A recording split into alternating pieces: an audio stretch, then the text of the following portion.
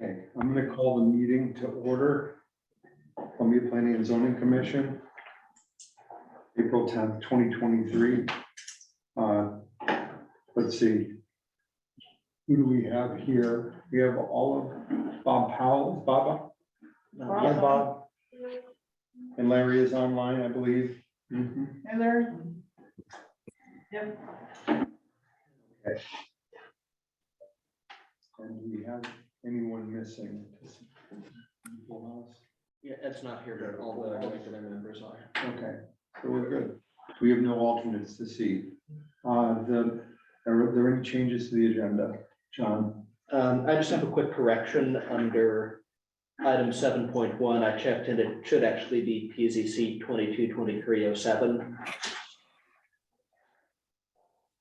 06 was the solar panel application we had. Okay. I'll make note of that correction. So we're going to revise the agenda. That 7.1 will be reflected as 2233-07, not Yeah. 2223-06. 2223. I'll make a motion that we revise the agenda to reflect that. Any discussion? All those in favor? That looks to be unanimous. Thank you. Okay. The minutes of March 27th, 2023. Any corrections, revisions?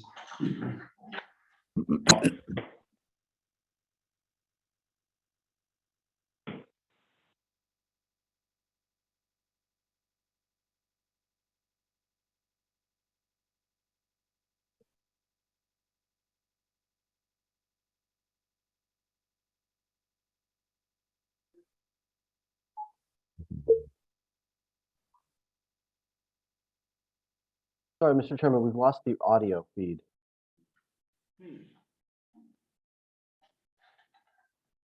Okay, I just heard someone clear their throat, so I don't know who that was.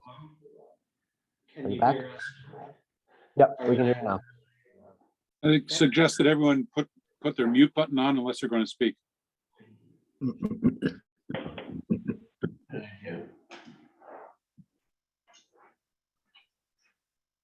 We all set? Yep, Okay. that's better, thank you. Under unfinished business, next up is item 6.1. Big House LLC, Big White House LLC, a special permit application for event and wedding facility at 79 Cards Mill Road, map 20, lot 16, per sections 21.2.3, 52.7.5, and 62.5. So let me just go over a couple things. Keep in mind that this is for discussion by the commission for the seated members only.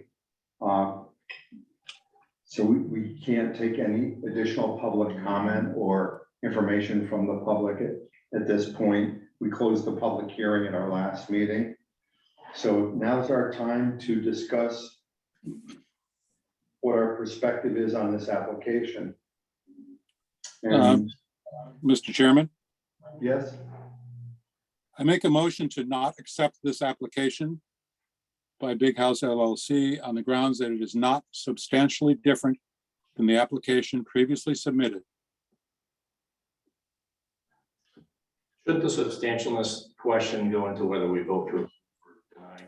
actually not. That's a separate question from Okay. approving or denying it. It's kind of So a that's threshold question. That's a valid item. So that there's a motion on the table by Mr. Powell. And Bob, were you able to listen to that recording that I sent you? I think You want to just address that? I have reviewed all the audio and written information submitted, including that from the meeting of January 9th, 2023.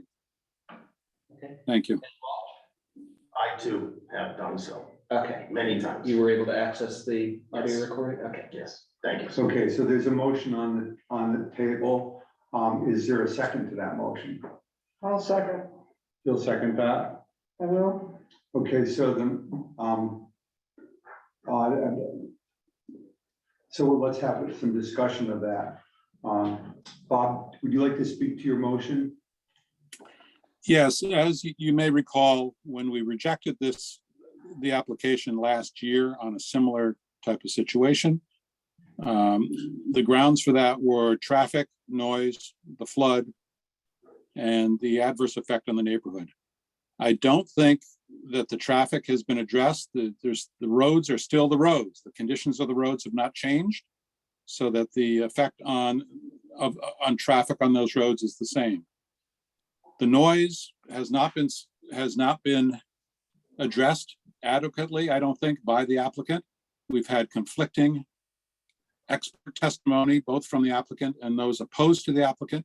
And I think because of that, we should ponder more about the noise situation. We also had a statement from the applicant's sound engineer stating that he could not tell until the building was completed if the noise would reach the property line.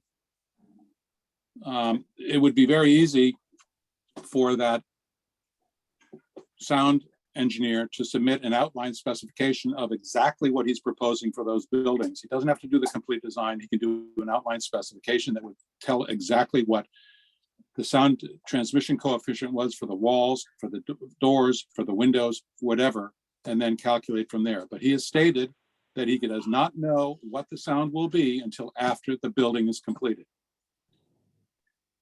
The same with the flood. We've had conflicting information from various people on the flood situation. As a matter of fact, there was a question as to whether the applicant's engineer had calculated the flood, the possibility of flood using the appropriate information. Also, whether it's 180 or 160 or whatever people that are going to be at this venue, it's still going to have an adverse effect on the neighborhood. That does not change. So those are the four basic reasons that we rejected this application last year. I don't think those reasons have changed appreciably, substantially, so that in fact, if it walks like a duck, it is a duck. This application is basically the same as it was submitted before. Would anyone else like to speak to this? Sure. I heard in testimony last, before the public hearing closed, gentleman representing Ms. Briggs, and down there about 10 times. In any case, her sound engineer went on the record as saying he was confident that the building could be designed to meet the needs. That's all we really need. Because if we approve or we deny, whatever we do, but if we were to approve this with a condition that before they got a CO, they had to meet those needs, we have testimony from both sides that they can do it. So I don't see how that has gone unchanged. The other thing is, we don't have a regulation that says they can't build in a floodplain. We have regulation that tells them how they can build, that they have to meet certain requirements if they do. I doubt very much that and we had testimony from somebody who was available when they were 8 years old. And they weren't at very likely a different residence and testified that they saw water. We heard testimony 10 times this last meeting about how the stream dries up and how it goes to a trickle most of the time. I don't think that depending on who you ask, it's going to be one or the other. And I think that the applications are different. And I think that the applicant has gone way out of their way to show effort to correcting or conveying that they are doing the right thing. I'd like to speak to that too. Just a little bit more on the process piece of what is substantially different, because for me, as we move to vote on this, for me, that's the first thing that I look at, because if it's not substantially different, then it's not substantially different. But the first things first, let's not pretend that the applicant was denied by a large margin, lost by 1 vote last time. Okay, so when we look at what is the legal standard for one application being substantially different than the other, it is a subjective standard depending on why the first one was declined or denied, in my opinion. So what we look at is, or what I'm looking at is the second application addressing kind of the same things that Walt said. Did they address the noise at the property lines in a way that was more sufficient or substantially different? In my opinion is yes, we can't ask them to lower the ambient noise level. They talked about ambient noise level. They did a different bit of a measurement. They did a different way of proposing that. The wetlands, I agree, they were approved by wetlands. I mean, we can't hold them to an unreasonable standard. And the road, they've, as part of their new application, agreed to remove boulders and utility poles. So to me, it has to be substantially different enough for someone who voted against it to feel that they can vote for it this time. And my opinion is that it is substantially different in that respect. Which, our town council, Rich Roberts, if you would. Yeah, I mean, I understand the point of Commissioner Powell's motion, but as I said in the January 23rd memo, basically the first thing the commission has to decide is not whether to not accept it, it's whether it's substantially the same or not. If it is substantially the same, then it isn't like it's game over. It's then you do the analysis to figure out whether the things that are different overcome the shortcomings of the prior application. If you determine that it's a new application and it is substantially different, then basically you can look at everything in the record to evaluate the application, not just those specific items that are quantitatively different from last time.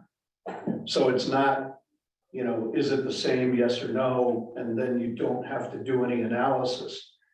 It's, is it the same, yes or no? And if you find that it is the same, then you can only look at what circumstances have changed since the last time you looked at it. If you find that it's different, you can look at everything. So I know that probably confuses what started out as simple, but that's the way I understand, the whole impetus to review analysis being is, is it the same or not? And then depending on the outcome of that vote, the scope of what you can look at in the second instance is either narrow or broad. Rich.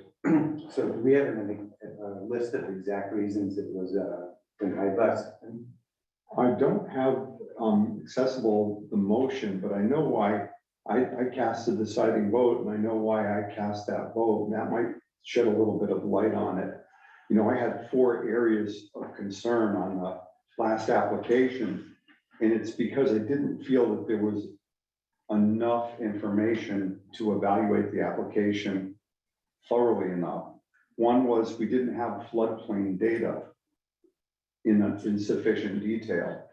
We're in a dramatically different place with that right now. We have been presented with dramatically more floodplain data. And so to that end, that concern has been addressed. And so the application is different in that respect. I didn't have a concern about the scope of the use of the property, meaning the number of guests permitted, or even the number of events in a year. But they have reduced the scope of the usage of the property by reducing the maximum number of guests. I did have concerns that they didn't address in more detail, concerns about the road. Not that I felt that the road absolutely couldn't be appropriate for the use, but I felt that the applicant needed to address it in more depth, and they did that this time around. So I find a substantial difference in the application there. So basically you're saying there's no way we can determine if there's substantial difference, if we vote one way, then we're limited at what we can analyze. I don't think that's it. It's kind of what it sounds like. The sound attenuation, the engineer last time only gave vague indications that it was theoretically possible. And then now we have assurances that it is entirely doable is my take on what the sound engineer said. So that satisfied my concern that I wasn't satisfied before in my perspective on the application. And, So we didn't give him exactly No, reasons that we you stated. found the minutes.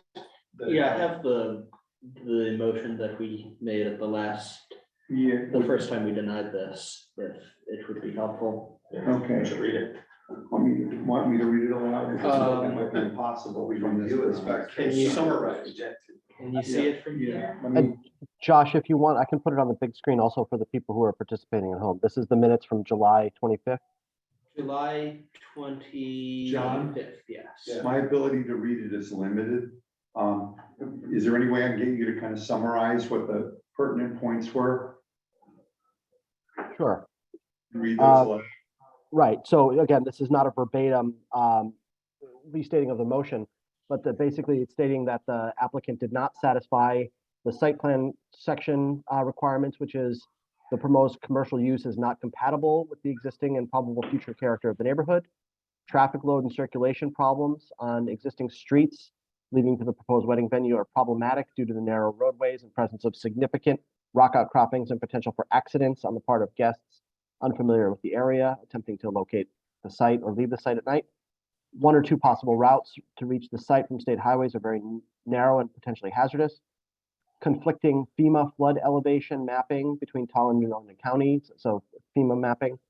The special permit uses them specifically, again, inconsistent with the plan of conservation and development.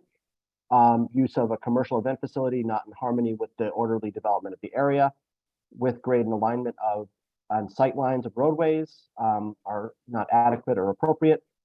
Nature intensity of the proposed use is not suitable, will have an adverse impact on the neighboring properties. And then some of the specifics of the wedding venue regulations themselves.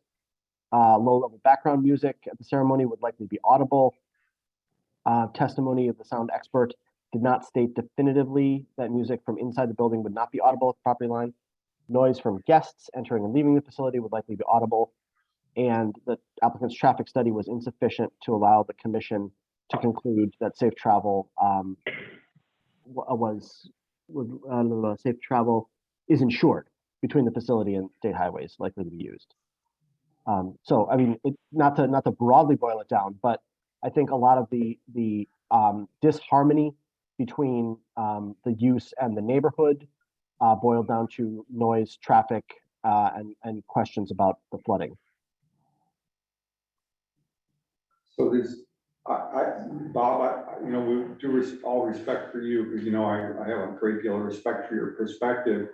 The things that were critical in my vote, there's additional information to evaluate at this point. And there wasn't enough information to evaluate. So my big concern was a lack of enough information to come to an informed decision last time. And so it's a matter of basically they had to prove to us that they had met the letter of our regulations, and I have separate thoughts on the merit of the application based on plan of conservation and development. Right now, I'm just trying to address the differences between this application and the prior application. Yeah, I think one of the important things, Rick, is that there's conflicting testimony by experts.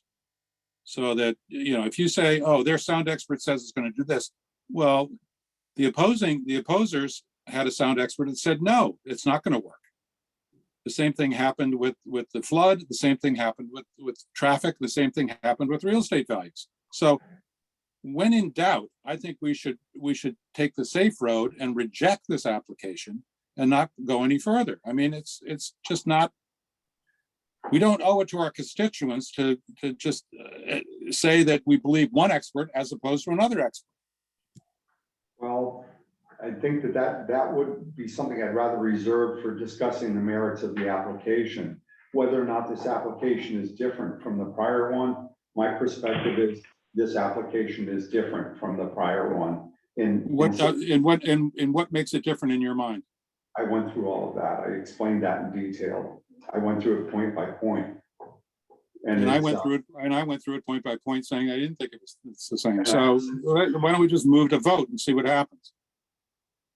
What's the commission's preference? Okay, then let me call the issue. I'd like to make a comment before Sure. we get to that point. Sure. I was on this road the other night, right in front of where the property starts on Cards Mill, down to the intersection. And for me, just driving in a regular full-size pickup, there's still no shoulder. I was on the yellow line to get myself comfortable room. Just a point of order, though. Mhm. We're not discussing the merits of the application. We're discussing the relative difference of this application to the prior application. All right, I can, If we I can decide speak to that it's that. not different enough and don't go forward, then we're done with it. But Okay, if we decide to go forward, then all the points you're bringing up, I would hope you'd bring up in the discussion of the application. okay. My comments then, I will rephrase them according to what we're discussing right now, which is the application different Okay, than it was before? All the same reasons that it was rejected last time. In my opinion, I don't think this application is any, if just the very minute different than the first application. So my concern would be, is this going to project to other people, well, you come before the planning and zoning commission, and if you get turned down the first time, just make another application and come back and beat them up some more and make the attorney come every single meeting and make a town cost a lot, cost us a lot of money. Not that I'm against paying an attorney, because I think it's important, but it's just, to me, what are we gonna do? We're gonna make everybody just reapply and put a name on it, and because they don't like the decision that was brought down, you just reapply and see how it goes again? To me, it's not that much different. I don't think the different number of guests, there isn't gonna be anybody over there to check. Who's gonna enforce that? And I'll get into the other comments later, but as far as why we turned it down last time and why they still exist. So for me, it isn't any different. It's just a different name because somebody didn't like the answer that we gave them last time. And that's my opinion. thank you. Anyone else have anything to say? Remove the question. Move to vote. Okay. More discussion. All those in favor of the motion by Bob Powell to reject moving forward with this application because it's not substantially different, please respond or vote by saying yes or A. Yes. That would be Bob is voting in the affirmative. Here is voting in the affirmative. Yes, Okay, Those are all the hands I see. okay. All those voting nay to that motion. That would be all the other seated members, 2-5. 2-5. So at this point, we've decided to move forward to evaluate the application on the merits of the application. Would any of the members like to speak about the merits of the application? I made some notes about it. is now this my good time? It would be a great time. Okay. I'll start in again. Okay, I was on that road the other night, 2 nights ago, in a full-size regular pickup. I was on the yellow line in order to give myself enough room to get through comfortably. I'm used to driving all different type of vehicles. I don't have any problem driving, whether it's a pickup, whether it's a car, whether it's a flatbed with a car up on top, you know, right? I can understand why the neighbors are really uncomfortable, with a lot of traffic on those roads. I can understand their concern with people having been at that type of function and perhaps drinking. I can understand with the noise, we're not just talking about the music. Music is fairly easy because, I mean, who's ever in charge, you can just shut it off. People congregating, talking, sound really carries. I don't think, I know you had sound experts, but I mean, there's a lot of instances in the area here where sound carries like you would believe. I mean, I hear the whistles from Willimantic, the train. I mean, how far is that? I mean, I know it's a strong sound, but sound does carry, and you do have, depending on weather conditions, I mean, have a big ideas whether the sound will carry. The neighborhood, I mean, these people, they want to use their homes and the property when the weather is nice. And it's gonna be on the weekends because everybody works. I mean, unless you're retired, I mean, you're working. And these people are gonna want to use their property that they have been there and have mortgages and pay bills, and they want to use that. I don't think really a thing of this size. I mean, I am concerned with their thinking that the zoning doesn't fit. And I'm not convinced that it meets the POCD. I'm really not convinced. And like I said before, nobody is gonna be over there checking how many guests you have. I mean, are we gonna pay somebody from the town to stand up there and have a little clicker and figure out how many people are going in, or what size the catering trucks are gonna be, what level the sound's gonna be? I see this really as being in that location a nightmare for enforcement, and it could be a nightmare for the people that frankly were there first and live in that community. And if I didn't feel safe enough, if a car was coming at me, being in a full-size pickup, and I had to be on the yellow line, where are these vehicles gonna go? I mean, you know, how many accidents are we gonna have? And, you know, that the people can't enjoy their property. And are we gonna be getting the calls? I mean, when is this gonna happen? You're gonna be getting calls on the weekends. We don't have staff for that. We have barely staff for the zoning violations that we have now. This guy, I'm afraid it's gonna create a nuisance for the town and for the neighborhood. I don't see any way out of it. I've, you know, listened to all the experts, and a lot of times, you know, experts can be right on paper, but the actual practicality sometimes doesn't fit. We've had a lot of instances in town where we've had experts come and engineers come and do the water flow charts and the runoff charts. And look at the mess we got on 87 with the water flowing right into the street and freezing over and causing accidents.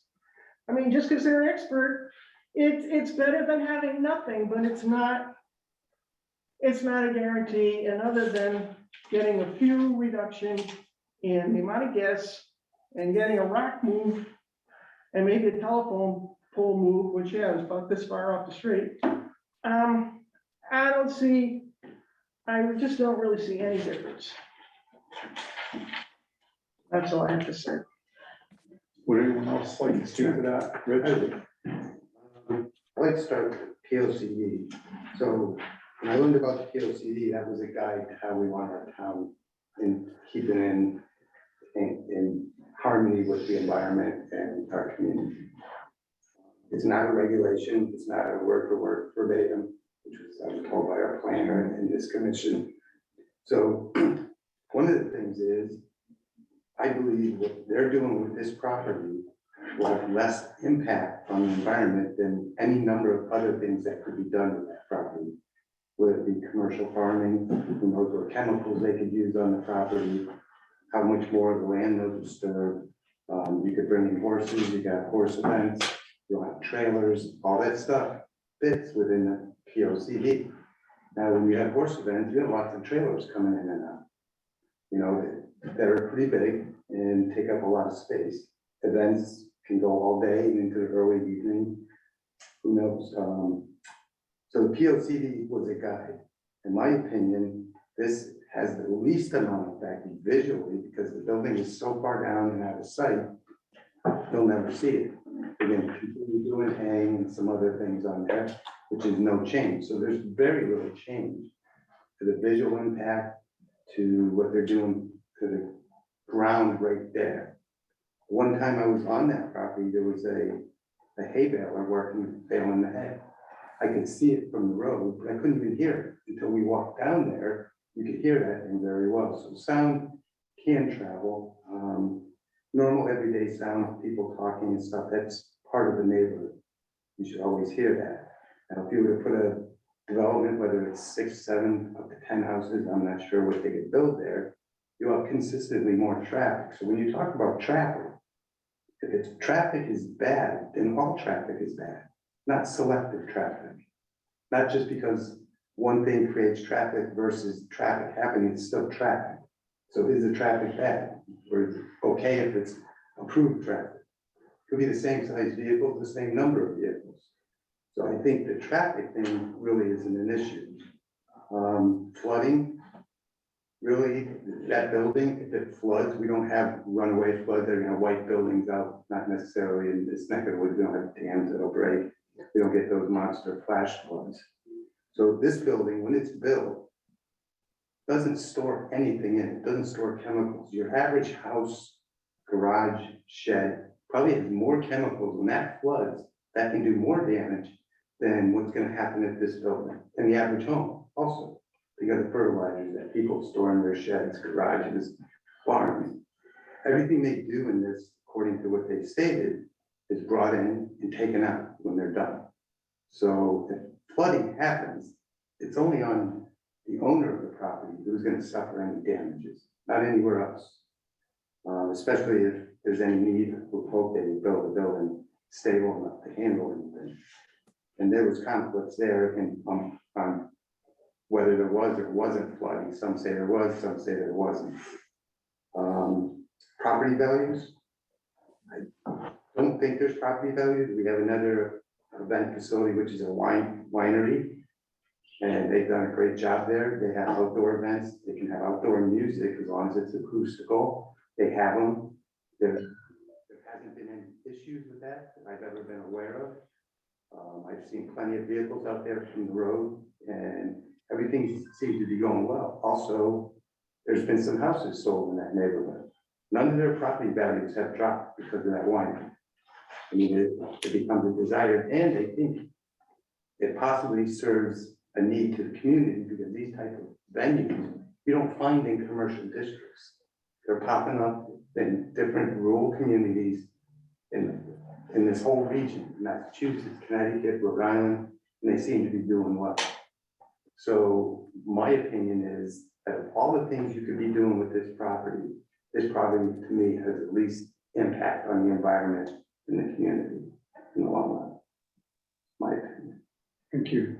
Would anyone else like to speak to the application? Yeah, I'll speak to it. I agree with a lot of what Rich said, so I won't be redundant, but for me, I maybe take a little bit of a different course with my comments. I think obviously we have the application under 52.7.5. So the first question I'd ask myself was, has the applicant met or exceeded the minimum standards of A through K in there? And I'm not gonna go through each one, but in my opinion, they have. I think when they came back with the second application, especially addressing some of the original concerns of those who voted against it, I felt the applicant did a good job of being more specific and making an argument that made sense and shed a lot of light on those particular concerns.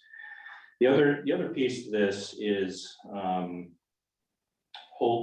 we're holding this applicant, what standard we're holding them to. And I say this with respect because I know that some people will disagree with this, but when we have experts coming in front of us, I doubt that there's many instances on anything controversial where you have two experts that don't contradict each other, or there is some level of contradiction. So I feel it's our purpose and job to determine,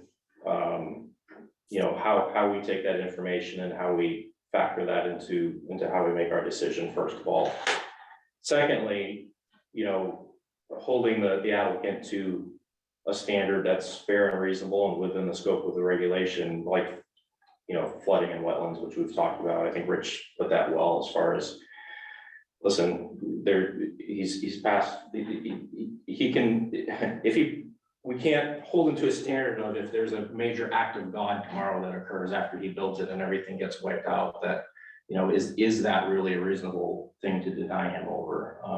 Especially considering what he's gone through with the studies and what he's presented to the commission. So I think taking those things into totality, again, without going through each individual point in 52.7.5, but just knowing that those differences, in my opinion, were addressed. We need to hold them to a fair standard, first of all, and then looking at some of the experts with the property value and the other items that were brought up and making our determination on what's reasonable and what's correct is what's important. So I'm inclined to vote in favor of the applicant because of those reasons. Thank you. Anyone else? Bob, did you want to speak to this at all? Yes, please. A couple of things. I don't think we should be threatened about alternative uses on this property. We have to judge this application on its merits alone, not compare it to a subdivision or a horse farm or a horse show or anything else. This application is for a wedding venue, and that's what we need to judge it on. I think it's pretty clear that we've had conflicting testimonies by experts. How do we decide which expert is to believe? I'm not sure. None of us are qualified to actually judge which expert to believe. None of us are experts in real estate. None of us are experts in acoustics. None of us are experts in flood. None of those things. So because there's an unknown, I think we should vote safely and reject the application. Traffic is still traveling on existing roads that we said were unsafe, whether it's 160 cars, 170, whatever it is, the roads still are unsafe for this kind of venue. The project also is not in harmony with the POCD. I don't believe it is. It adversely affects the neighbors. The neighbors have been out telling us it would adversely affect their neighborhood. So I think we have to believe the neighbors and not just take it upon ourselves and say, oh, it doesn't, it meets the POCD. The noise containment has not adequately been addressed. It would be very easy for the applicant's expert witness to develop an outline specification that would be specifically tell us what kind of insulation is going to be in the walls, in the roof, in the windows, in the doors. It's very easy to do that. It doesn't cost a lot of money. You don't have to do a final design. It's an outline specification. I've done this on other projects. It's very, very easy to do. This applicant did not provide it. As a matter of fact, the sound engineer specifically said that the background noise at the property lines is in the mid-30s decibel. He also said that the noise generated at the property lines would be in the mid-40s decibel. So that alone doesn't meet one of our requirements.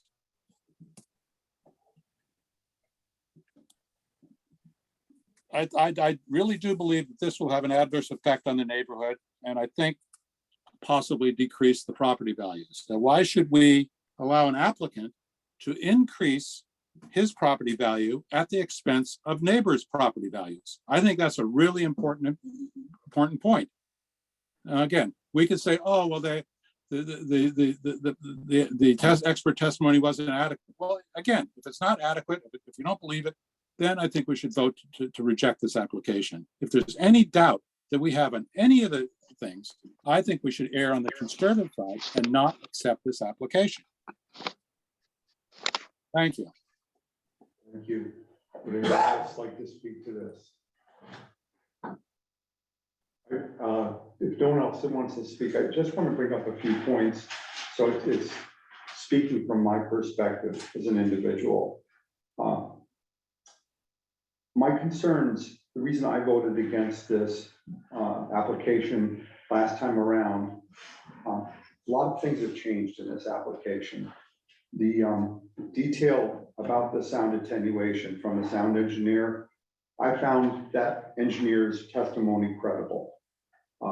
It was in considerable more detail, and it did address, to my satisfaction, that this use will address and meet our regulations. The additional information about the floodplain, I found the explanation by the expert credible. Took a bit of listening because it's just about at my ability to absorb the technical details. But his explanation was detailed and I found it credible.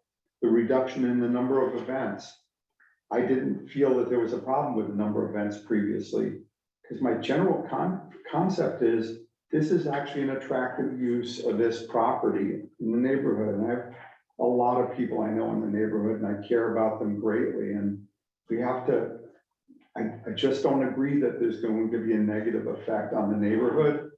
I overwhelmingly took a detailed look at the appraiser that testified for the people that were opposed to the application. And I found nothing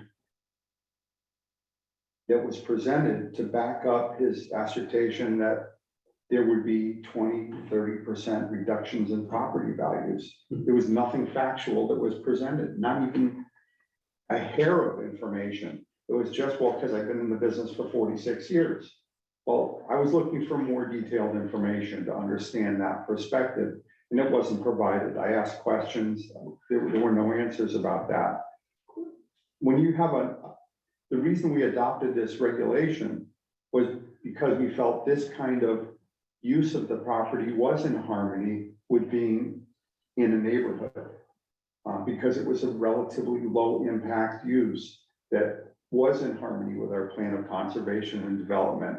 When you have a limited number of events per year permitted and a cap on the number of attendees, and the music is contained in a building, the amplified music, all that I feel is potentially a positive long-term impact on that area.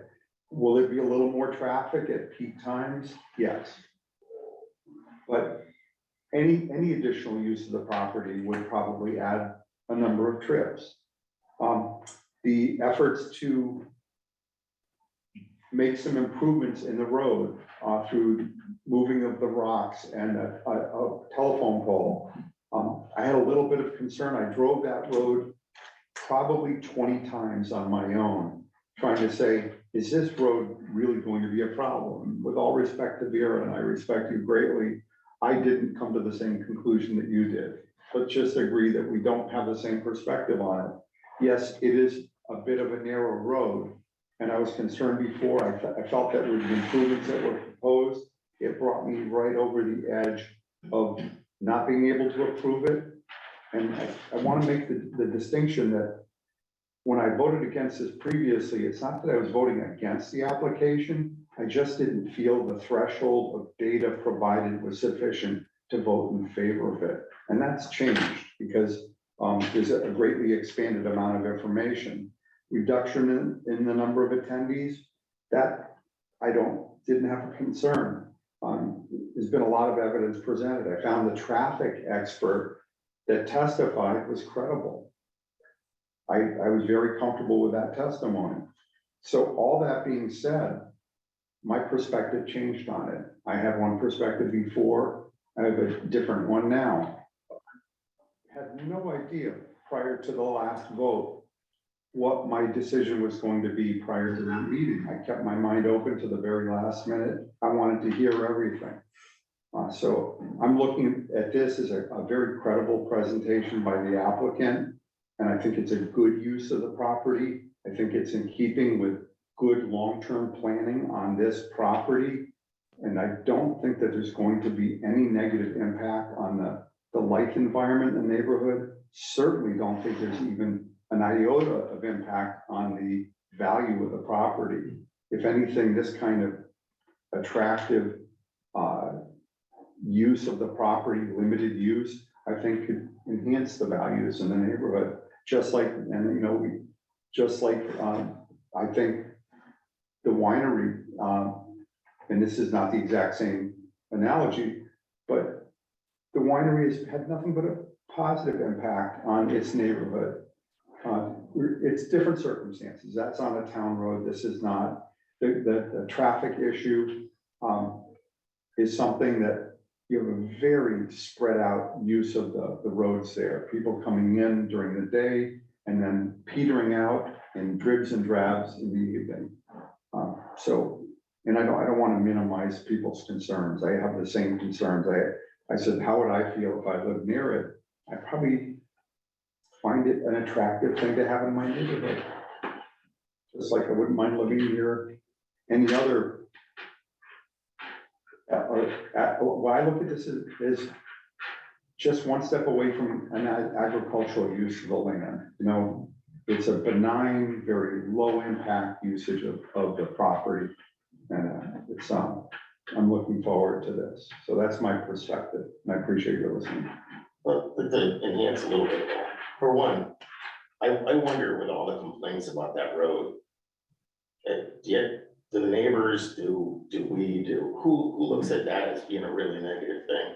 That road is a country road, it's a charming country road. If it was 3 lanes wide, would you like it better? It's scenic vistas, it's a nice road, it's a nice neighborhood, it's Columbia. And I remember when the plan of conservation and development was surveyed, and we asked the opinions of the community, what they wanted to see in Columbia, and we love our vistas, and we love our narrow roads and our country. We love Columbia the way it is. That's the closest thing that we're gonna get to keeping that parcel the way it is. That's my opinion. That's as far as conservation and development. But isn't it also, the reason that the applicant had to map floodplain and go through all the flood zone analysis is because FEMA didn't? Isn't that area lacking? And is that kind of an unusual thing for any applicant to have to go through? Is that a standard that we should have for any wedding venue? When this regulation was written for a wedding venue, and all these members were all party to it, including you, Bob. Did we expect the standard to be that when somebody applied for this, that they would have to do acoustical analyses and acoustical design for their buildings? Is that a standard that we expected, that we would ask them to participate in? Is that what we're gonna expect going forward for every applicant that comes in for a wedding venue in Columbia? Why did we put it in the regulations then? We have a specific criteria for sound at the property line. We specifically put that in the regulations, Walt. Yes, we did. Yes, we did. And Bob, I feel confident, based on the professionals that represented Ms. Briggs, that a design can be done to provide what the regulations asks for. I think it's a really high test and a really high requirement to ask an applicant to design a building and put that much forward before we're willing to say that yes or no, they can do it. They build the building and they have to show that it meets the standard. That's the same, Bob. That's the same as what you're asking them to do, except you're asking them to put the cart before the horse. I wonder if I interject, Bob, and Walt, just a minute. I wonder, well, if you would have the same opinion if you weren't in favor of wedding venues in general. I'm not necessarily in favor of wedding venues in general. Why do you have one? I don't. Well, the winery offers wedding That venues. doesn't make it a wedding venue. And I have a whole lot of different standards that I have to have. I can also tell you that personally, I know, and I would you have to get scrutinized, and you have to get renewed on top of it. I answered your question. I'm just saying, I think maybe that, maybe that's the reason for It's not. how you feel. It's not. That's I listened to the testimony and that's why I made it. We shouldn't assign one. There's a big difference between a yearly renewal and what this applicant is asking for. This applicant is asking for a wedding venue which will go unbridled in perpetuity. I mean, it goes with the land. It's, it can go on and on and on. And if there's problems that we have with it, our recourse is very, very difficult, as opposed to if it were a yearly renewal. If there's problems with a yearly renewal, we don't renew it. In this situation, if there's problems, we have to pursue it and go on and on and on to try to get remedy. There's no recourse. So I think that's a really important distinction to understand. Mr. Chairman, Yes. so it's John Guskowski. I just, from a staff standpoint, from an administrative standpoint, I just want to clarify that a special permit with a series of conditions and stipulations on it has very specific recourse for non-performance. So if, for instance, this or any other special permit use were permitted, and in the case of a wedding venue, were required not to have music levels above background, the audible at property lines, was ordered not to create adverse traffic effects and things like that, and it was demonstrated that it did not, it failed to reach those things, then it is an enforcement matter, and there's a variety of steps that could be taken, up to and including the revocation of the special permit. Yep. So it is not correct to say that the commission is without recourse. John, we understand that. Unfortunately, you've not been around long enough to understand that we have a code deficiency in our town. Code enforcement deficiency. We've got things on the books that have been there for 10 years and not resolved. So that's an important thing to think about in this situation. Let me add my perspective really quickly to that. When it comes to enforcement, again, my opinion, we can't hold the applicant to a standard of you can't do something because we can't enforce it. It would be like a town that has a police force who defunds their police force and then revokes every driver's license in town because they can't enforce speed limits. That is a standard that the applicant cannot meet or manage. So if we can't enforce something, that's a discussion that we need to have, and we have to figure out. We don't deny the applicant because of that, in my opinion. So I think we need to look at a little separately as far as what's feasible to enforce, and if there's challenges with that, because as John said, and I agree, because I'm looking at the regulation right now, there are several areas where we could have recourse on an applicant that doesn't follow the rules. We don't deny them the application because we can't enforce it, and I believe we can enforce it. But if there's some that feel that we can't, then that's a separate discussion. We've had this discussion for 10 years, Justin, about Okay. code enforcement. It goes around and around in circles. Then we need to keep having it, but what do? Deny applicants their ability to do something in town because we can't enforce it or we feel we can't? What standard are we holding people to? No, you're absolutely right, Justin. I'm just pointing out that there's a difference between a one-year renewal and something that's given in perpetuity that we have to enforce. That's something, there are two different animals there. So to compare this to the winery is not consistent with what we're talking about. The winery and the wedding venue are two different situations. That's right. Also, I think we offered the winery an option not to have to renew after they went a couple successive times, and I think they said they didn't want to renew a year. Yeah. Well, why don't we stay focused? I know, it's not about the this, as winery, opposed but that accusation. I think is out Bob there. brought up a really good point. I don't mean to cut off any discussion, where are we with this? I think we all have a perspective that's well formulated based on what information we have. Let's take a straw vote. I move to vote. Yes, let me just get a perspective, because we did prepare a motion to deny and a motion to approve for the help of council to make sure that we covered pertinent points. And what I can do is, if the majority is in favor of one or the other, I'll read that motion out loud, and then I'll ask somebody to adopt that motion. based on that, a review of it. Is it that we may want, instead of putting the motion out there, let's craft a motion one way or the other. Yeah, those were just to assist with discussion. They weren't meant to be take it or leave it. Yeah, they may be a take it, but one or the other, but thank you. So I think where we are is just going around the table. Bob, you appear to be not in favor of the application. I don't want to put words in anyone's mouth. I just want to get an idea of where we are. That's correct. Okay.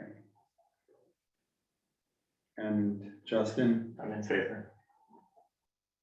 Well, by going around, you are kind of asking people to vote right now. I'm not Because asking for a yes, vote on the yes. application. I'm asking, I'm not asking for a motion. I'm trying to decide which of the proposed motions to read out loud so that we can possibly modify the motion. I think it's an efficient way to proceed. If you object to that, I'll listen to that, but I make a motion, we approve the application. As simple as that. okay.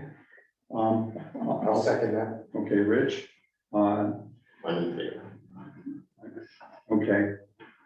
So we have any discussion of the application? I think that a simple motion to approve the application, we should, quantify why, if we vote in favor of it. So you're gonna read that? Yeah, let me read the proposed approval motion out loud. And so as part of the discussion of it, The denial one. I have approval. Excuse me, Rick, there's a motion on the table. I'm not sure it's been seconded yet. Rich Napolitano Rich. second, now we're in the discussion mode. Okay, are you Part of the are you discussion. modifying the, are you going to modify the proposal? You mean the motion? You're going to modify the motion? I think it's, Once Yeah. Tom's motioning. do you, I make a motion to, discuss, I want to discuss your motion. So we're in discussion mode. And as part of the discussion, I'd like to read into the record a proposed motion to approve that was formulated and decide whether we want to adopt this or simply say yes with no illumination of why we are saying yes. I think it's important with any motion, whether it's in the affirmative or in a denial, to explain the rationale behind that motion. A simple motion is probably not probably going to provide clarity to the public. For the reasons set forth and based solely on the testimony, documentation, and other evidence provided during public hearings held on January 23rd, 2023, February 27, 2023, March 13, 2023, and March 27, 2023, the Columbia Planning and Zoning Commission does hereby I approve. just realized, it was January 9th, not January 23rd. January 9th, okay. Good catch.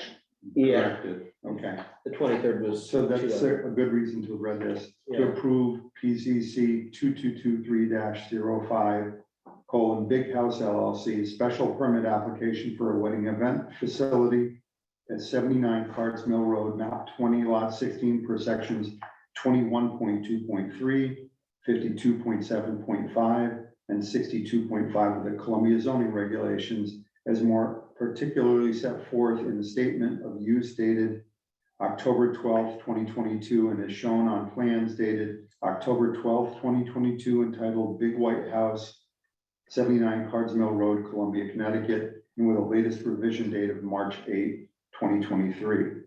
The applicant has satisfied each of the requirements of section 51.3 of the site plan section of the zoning regulations, including without limitation, compatibility of the proposed use with the existing and probable future character of the neighborhood, and the provision for adequate safeguards to protect adjacent property and neighborhood in general from detriment. The applicant has satisfied each of the requirements of section 52.4 of the special permit section of the zoning regulations, including without limitation consistency with the town's current plan of conservation and development, and the suitability of the proposed use and improvements and lack of negative impacts on neighboring properties and residences for the development of the district. Following the denial of a previous version of a special permit application for an event facility at this location under a different applicant name, the proposal has made a number of specific improvements to the site development details that directly address the reasons for denial, including traffic, noise, event frequency, and parking. The applicant has satisfied each of the requirements of section 52.7.5 of the special permit regulations governing event wedding venue facilities. Specifically, the statement of use provided to the commission dated October 12, 2022 provides sufficient detail of the proposed activities. The lot size exceeds the 25-acre minimum. The statement of use provides that the maximum number of attendees per event shall not exceed 160, not including event staff. The use of separation requirements and regulations have been satisfied. Event hours shall be limited as provided by the statement of use and or the regulations, whichever is more restrictive. Health department approval shall be obtained as required. Testimony from the applicant sound expert indicated that if his recommendations are followed, music from inside the proposed building would be below background ambient noise levels at the property lines, which satisfies the audibility standard of this section. The proposed lighting meets the requirements of section 65.6. The applicant's civil engineer and traffic engineer have provided sufficient testimony to allow the commission to conclude that all driveway entrances to the site have been designed to ensure safety and ease of access to the nearest public street, and the applicant's traffic study demonstrated that safe travel is ensured between the proposed facility and the nearest state highway. On-site parking has been provided sufficient to satisfy the requirements of the regulations, and the applicant has agreed to make improvements to Cards Mill Road to improve travel conditions, including removal of rocks and relocation of a utility pole. In addition to the restrictions and conditions on activities conducted at the site that are contained in the statement of use dated October 12, 2022, the commission finds that the following additional stipulations are appropriate to protect the surrounding properties. There shall be no more than one event on any calendar day. Each day of a multi-day event shall be considered to be a separate event. The owner shall notify the land use department of all events at least 30 days prior to each event. The owner shall have a traffic officer present for at least the first 5 events. Any changes to the footprint of any of the buildings shall be subject to approval of the commission. Can we add, insert? Yes. Is it appropriate to insert that the applicant needs to, this is a question for you, Rich. Is it appropriate to ask the applicant to prove prior to use of the building that it meets the sound requirements of the regulation? They made a point of saying that it isn't fair to ask them to design it ahead of time. But now that they design it, is it acceptable to ask them to prove that it works? They should submit documentation to the town supporting the conclusion that it has been constructed in accordance with the standards set forth by their sound engineer to ensure that the noise requirements of the regulations are met. If that's the case, does the current motion cover that base? I think if you want to be clear, you can add Let's do that. Let's do that. The other thing is, So let's craft that sentence if we could. Paul. Procedurally, if I might, Mr. Chairman, Yes. I guess to Walt's question, I think procedurally, you would require the sign off on the certificate of zoning compliance by the zoning officer that would be prepared in advance of the certificate of occupancy provided by the building official. Include a review of the documentation that Attorney Roberts is referencing that certifies that the building has been built to the sound attenuation specifications that were approved as part of the special permit. I'm gonna read what I'm writing down. Before they can get their signature. yeah, yes. Sign off on that. I may not have heard this, fix my hearing. Is there the 30-day notification? Was that in there? Yes. Okay.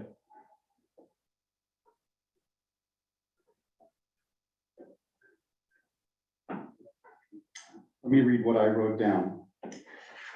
A certificate of zoning compliance must be issued prior to issuance of a certificate of occupancy. I think that covers it. That's sufficient?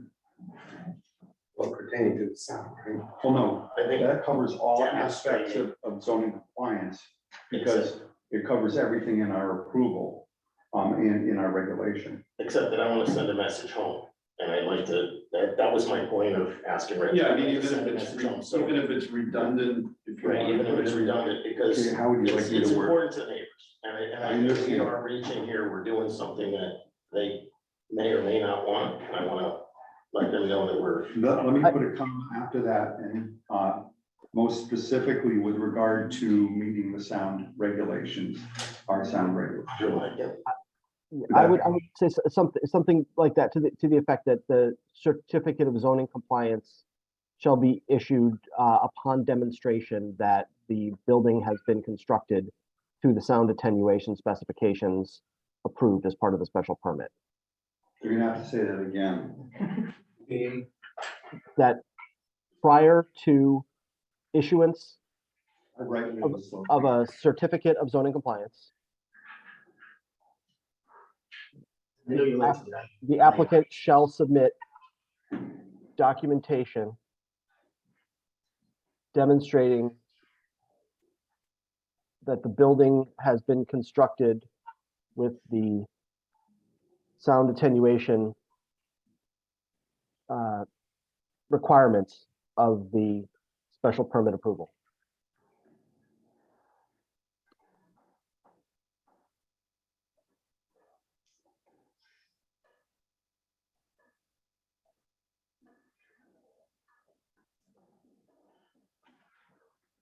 Rich, does that seem reasonable? Yes.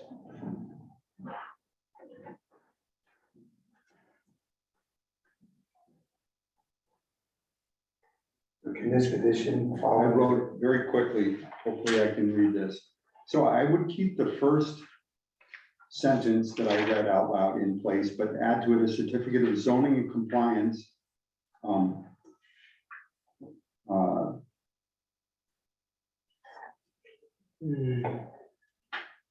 Where did it say shall only be issued after? Shall be issued.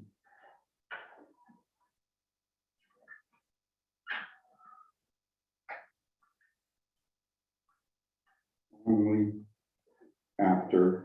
Why don't you hold them to what the sound engineers Give say? me a second. That's what it's. So what is it you'd like to do? Hold the sound engineers said that that would not exceed 40 dB at the property line. Hold them to that standard. So we're doing.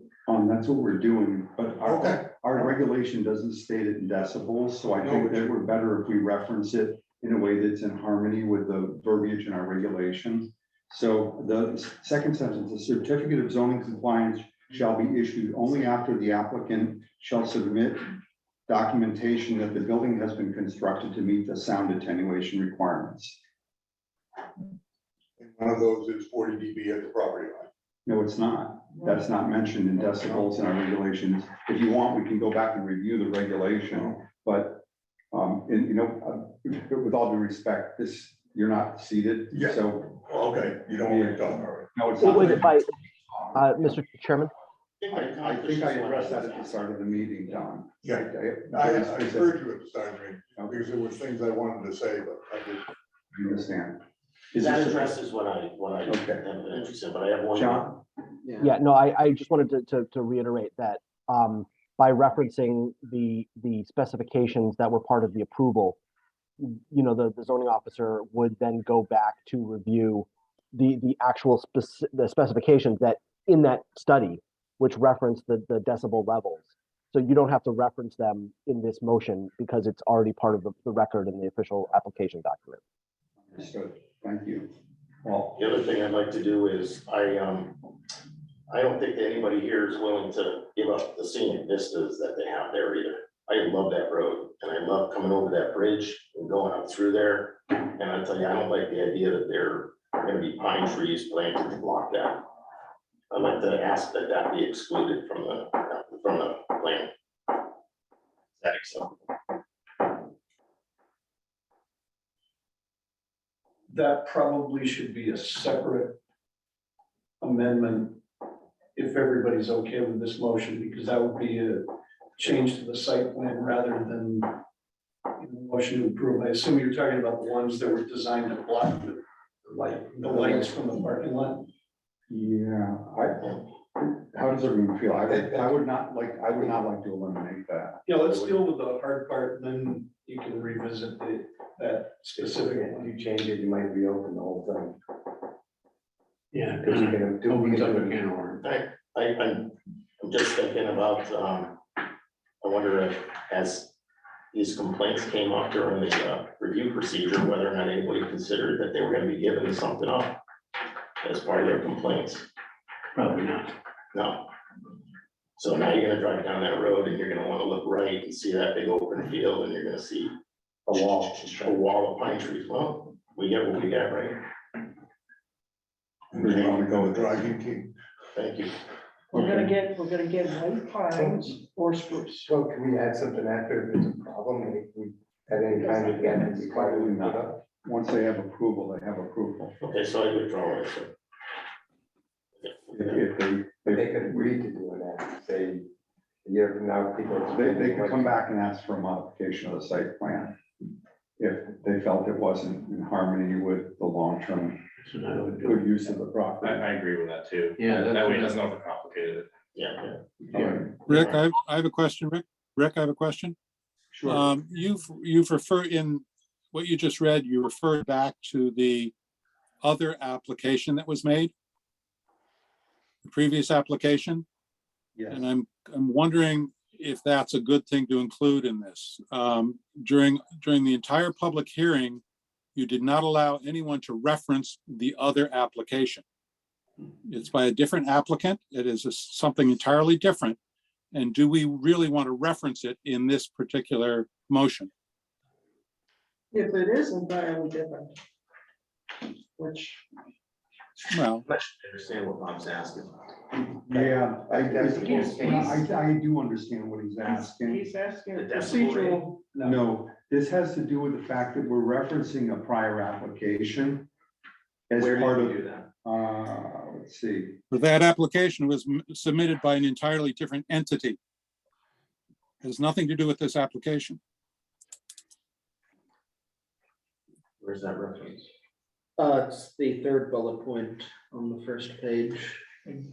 It says, let me read that one sentence. Following the denial of a previous version of a special permit application for an event facility at this location under a different applicant name, this proposal has made a number of specific improvements to the site development details that directly address the reasons for denial, including traffic noise, event frequency, and parking. I think it's probably prudent to put in the application to approve the fact that we did, this indirectly alludes to our finding that this is a different application. Yeah, is that what we're trying to do with that statement, is to delineate between? I would ask Substantial, Mr. John, Yeah, the purpose of that, I mean, is to, and obviously, yes, there is different corporate entity names, which that, bullet acknowledges. But this commission denied an event facility, that contains a number of similar elements and approach to this application, and it was denied for very specific reasons.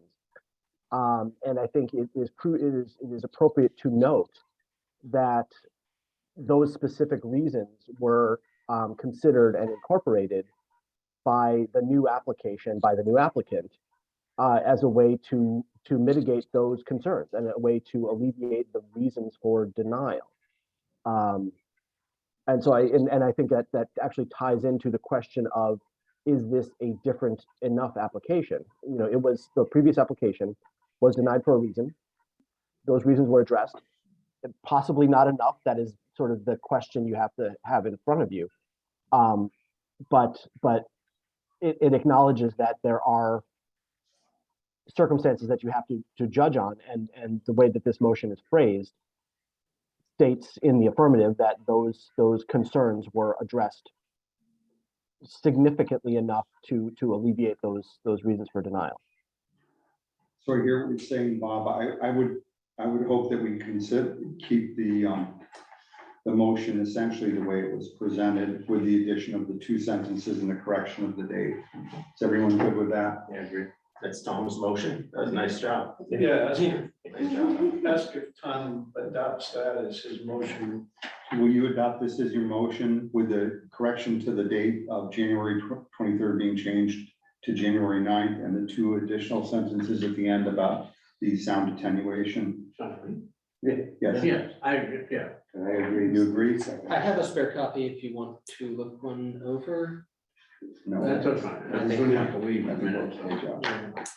Okay, no more discussion? All those in favor of the motion to approve the application?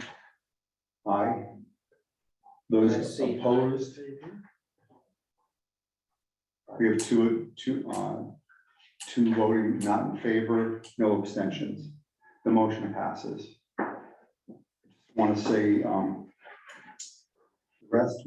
any questions? Mr. Brulard, if you have any questions, reach out to our town planner and congratulations to your applicant, your client. I appreciate the attention of this committee. It's been a long year, plus many hours of testing. All I can say is that I don't think you're gonna be sorry. I worked with this applicant on a number of projects, and I think at the end of the day, you're gonna have an event facility here that's not gonna disrupt the neighborhood, not gonna impact neighborhood values, and that you're gonna be proud of them. And it's gonna be very limited, low impact, and I can assure you, we're not going to have problems with enforcement. This gentleman is somebody who abides by the law, doesn't try to stretch it, and I think that is made known by the way that we have tried to address the previous concerns. So I do thank all of you for your concerns and all of those who expressed concerns, and I appreciate your attention and the counsel you received from Mr. Roberts. Sorry, the process is so grueling It has been a lot of trips, it's a long ways from the. for everybody. For everybody. Just look at this way, you're getting paid and we're all volunteer. So next up is item 7, under new business. 7.1, now numbered item 2233-07. 2223, yeah, 2223. 22, 23, because of the fiscal year 22-23. Okay, thank you. Carol Briggs and others, zoning amendment application to repeal section 52.7.5, event wedding venue facilities, and parts of sections 9, 21.2.3, and 62.5. So we're receiving the application and scheduling a public hearing. The next available date that would fit into the calendar would be a May 22nd public hearing at 7 p.m. Town Hall here. It would be a hybrid meeting. Make a motion that we set the public hearing for that date. Can we have a second? I'll second. Second, any discussion? All those in favor? Aye. Opposed? Make a motion. Bob, was that in favor or opposed to that? That's in favor. In favor. I'd like to make a motion to turn the meeting. Okay, Well, later on, we'll address that. Please, will you work on that? You'll have to talk to Mother Nature, because I think we're kind of getting an early summer this week. animal control.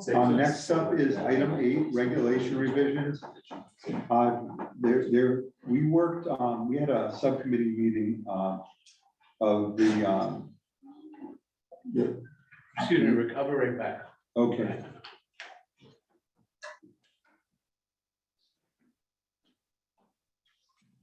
Well, Why don't you see somebody? I might be a few minutes. okay.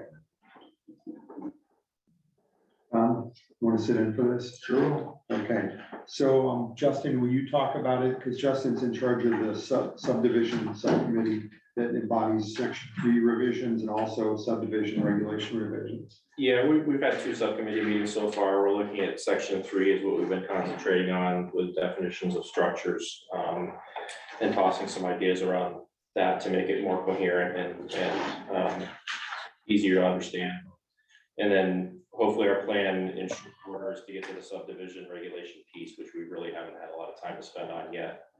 But the goal is to make things better for the folks in town, easier, and that's why we're doing it. So I expect by next subcommittee meeting, we'll be planning on having subcommittee meetings prior to each of our regular meetings at 6 p.m. to hash through these revisions, and I look forward to getting that done. We're making some progress. Thank you very much. Next up, communication and reports. John, anything? Nothing specific. What I would just remind commissioners of, as we're now, through the first quarter of the year, that commissioners are required to have 4 hours of land use training. And the 3 90-minute training sessions that were provided by the Connecticut Bar, actually, I think probably specifically by Howard Sage, through Yukon Clear, are available to be streamed at any time. They were recorded and are available to be streamed at any time. And I can share the link through Josh for commissioners to view. And what we will also need once you participate in these 3, or there will be other sessions, but if you participate in these sessions, please just shoot me an email, let me know, because we need to track commissioner compliance with the trainings. Okay, so if you could send that link out, maybe as a separate standalone email to each of the commissioners to meet that those 3 90-minute sessions meet the standard. That's correct. The next 2 years. Okay, thank you very much. Okay, anything from the commission? I'll make a motion, we adjourn. Do we have any audience of citizens? I should vote on that. No, we had one at the start of the meeting. There's usually one twice. Oh, There sorry, is number 11. forgive me. 2-sided agenda. Anything anyone would like to bring up to us that isn't already on the agenda? Okay, so I make a motion to adjourn. Second that again? Vote All on in favor? You Okay, skipped we're number adjourned. 12. Hey, y'all get out of here quick, I might wonder where everybody went.